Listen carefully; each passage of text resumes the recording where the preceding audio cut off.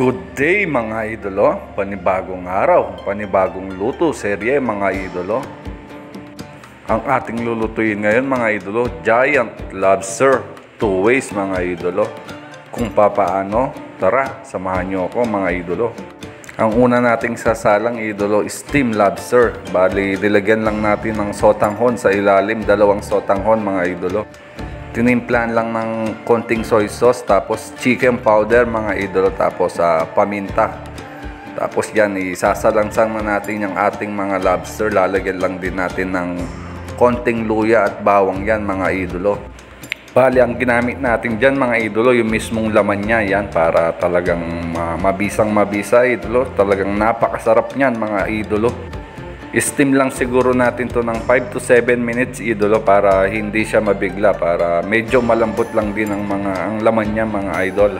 So ayun na nga mga idolo, tapos na. Ayun, kitang kita mo naman, napakaputi ng kanyang laman idol. Bali, lalagyan lang din natin ng konting fresh garlic yan mga idol, tapos spring onion, tapos patakan lang natin ng konting mantika yan mga idolo. Yan, mabisang mabisa na yan idolo, malasang malasa na yan.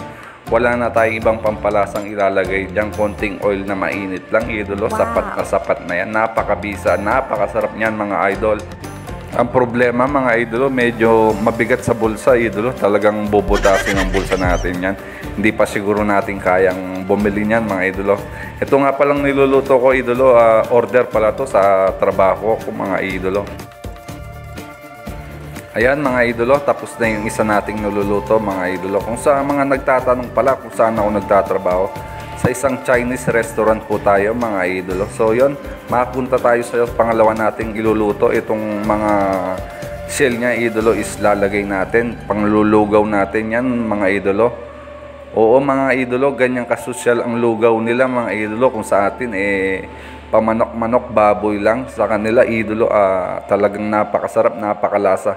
Lobster ang pinangsasahog nila idolo, kaya makikita nyo talagang napakasarap ng sabaw niyan idolo, napakalasa. Nakaabot talaga. Ka na rin dito sa video natin mga idolo, pwedeng palambing naman ako idolo, pa-like, share and follow na rin mga idolo. Maraming salamat sa inyo mga idolo. Sana nag-enjoy po kayo sa ating video at natakam ko po kayo mga idol. Hanggang sa huli mga idolo, maraming salamat. Follow for more. Peace out!